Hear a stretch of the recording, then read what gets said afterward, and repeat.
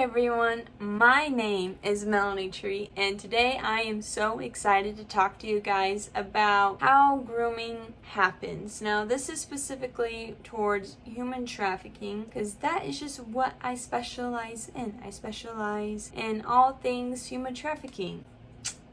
I know, an interesting specialty. But anyways, I'm just gonna dive right into the video, so please like, subscribe, comment down below to help boost this video, and it will also help alert you guys whenever I upload another video, which is going to be Mondays and Thursdays. So I am sorry, I'm going to address the little gap in between. I was down in California. I did film videos, but it's just everything got so chaotic. But I'm gonna do better. Okay, we're gonna do better.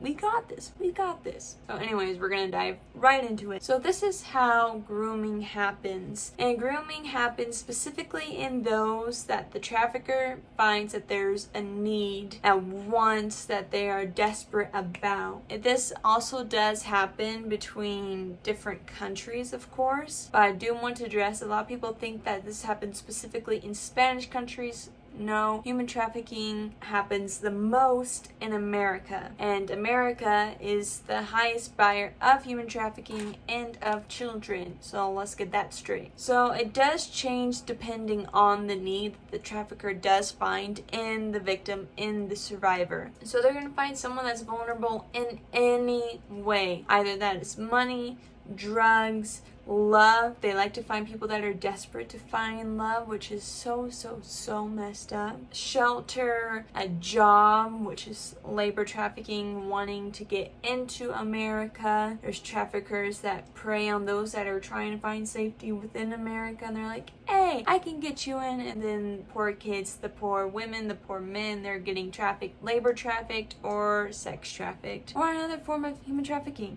So they find a kid that is vulnerable in any way, and then they gain the trust in the woman, in the guy, and in the child. They become their friend. A lot of human trafficker survivors say that their trafficker was their friend and their lover. So that is how they find and weasel their way in. They're like, oh, we can be great friends. I can be your lover. You want love so bad, I can be your lover. I got you. I think you are the most beautiful person in the entire world. And that is what happens. And they are very patient because the grooming process can take a while, and it could just take minutes. The grooming process is what they specialize in, so they can have that victim for the rest of their life, because a lot of the human trafficking survivors, they go back into it, especially since they started out young. That is all they know, and they don't know normal love. They don't know normal life. They don't know what being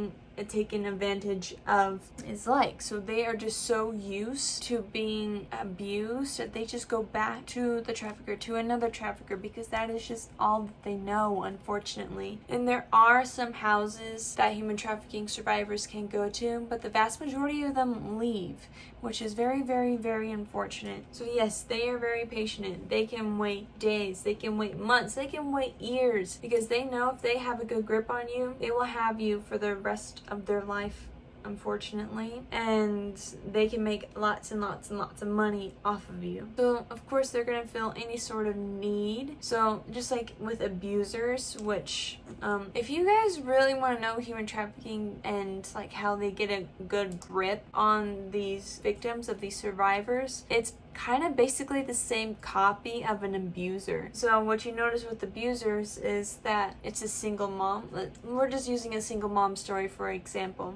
A single mom, she wants someone that will be there to help take care of her kids, to pick up their kids, because she's probably working multiple jobs, a high intense job, one of these, and she wants someone to help take care of the kids, help around the house, make the food, do the dishes, do stuff like that, have someone to love, someone to care for, someone that they know that will protect them. So that's a need, and the abuser takes in that need. It's like a whirlwind romance. You need to be skeptical of whirlwind romances. You're like, this is the one, even though it's been a couple weeks, people believe that this is the one, and it doesn't feel like it's just so fast. It's just there's a need, and they feel that need, and they know the right things to say, and they just seem like this most perfect person. So it just checks all the boxes for these women, for these young men, for these children. And so any need that there is, they prey on on that need. There are so many stories of kids that go on these chat logs. They're like, I'm looking for a friend, I'm looking for a boyfriend, I'm looking for a girlfriend, and there's like 32 texts instantly on these chat logs.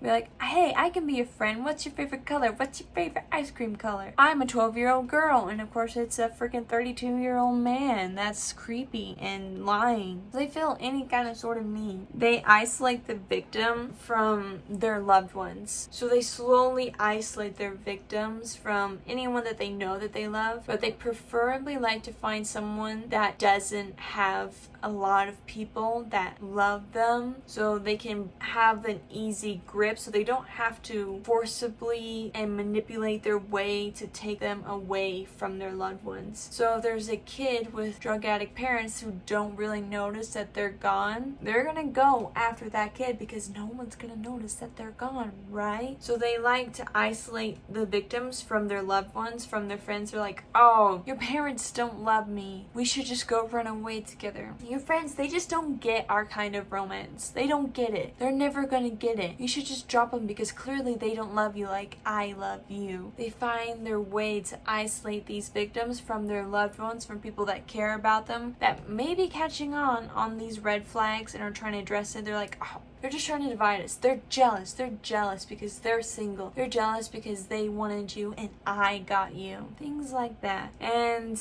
then there's the physical, mental, and sexual abuse. So they like to do these things called love bombing. They'll go and spoil the victim. Oh, you want that shirt? I got it. Oh, you need some money? Here's plenty. Oh, you want to go to this place? I'll take you there. And then the next day, they're like, oh, their love is all dried up. Their love is dried up, and the victim is trying to understand why, because last day or last week they were just filling them with so much love and so much attention and so much money and like drugs, like anything that they need, and it was there. And then the next day, the next week is dried up, and they're saying things like, you owe me, why would I do this? You're not giving anything back in return. You need to give me something back in return. And then it just becomes with a way that the love is like a currency, a way to receive that love from the trafficker is needing to be rewarded by money, by going to their friend's place and then doing the actions that they want them, by selling themselves. It's like these pimps. It's just, there's a huge manipulation, or they will go for the physical abuse or a mix of both and be like, you're not doing this, so then they hurt and abuse them physically, mentally, and sexually, all of them, all of above. So the victim physically believes that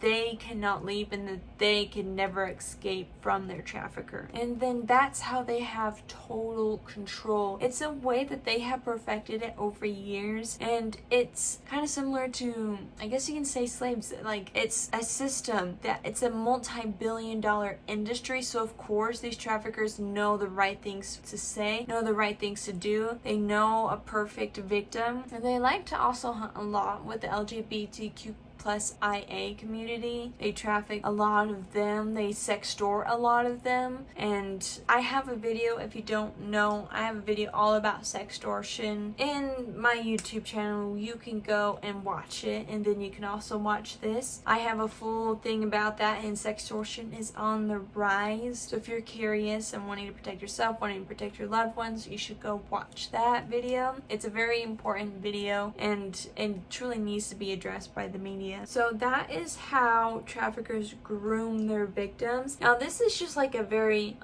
introduction of how traffickers groom their victims. It's like a very plain introduction because it's easy to digest for people that don't fully know human trafficking, and also it's like a reminder to always be wary of those that you talk to those that you communicate to. Please be careful about who you talk to online and to those that you talk in person. Okay, a very sad statistic is that the most people that are trafficked are by their families. You're more likely to be trafficked by your family, but a lot of people don't talk about that, of course, because it's their family.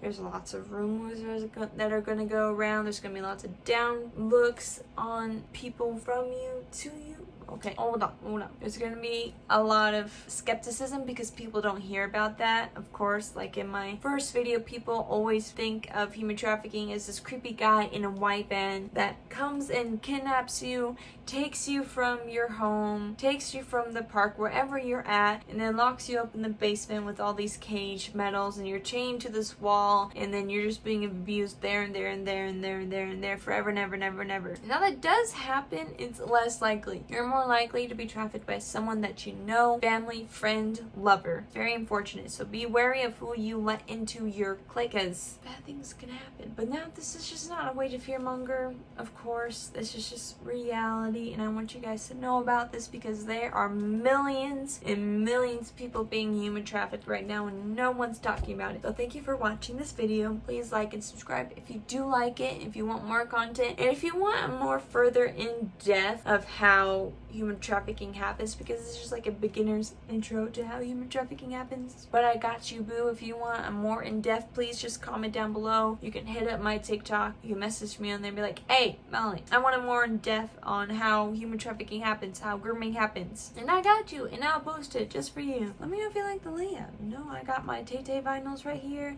I got my AJR vinyl. I may just move it around. I don't know yet if I like it because it just feels so clustered right there. I don't know, it looks pretty good for my videos. Oh, this is the 1989 Taylor's version, and down here's Lever, and then right there is the Neo Theater by AJR. I know I need to get better at collecting more vinyls, but I did just get the new Showgirl vinyl that Tay just uploaded today on the 21st. I'm pretty excited for it. So anyways, I hope you have a nice day. Hope you have a wonderful day. Alright, go check out my TikTok because I post there. Go check out my shorts. I post there like daily. So if you want more of me, go on there and you can see me every day instead of just Mondays and Fridays. So anyways, have a nice day. Goodbye.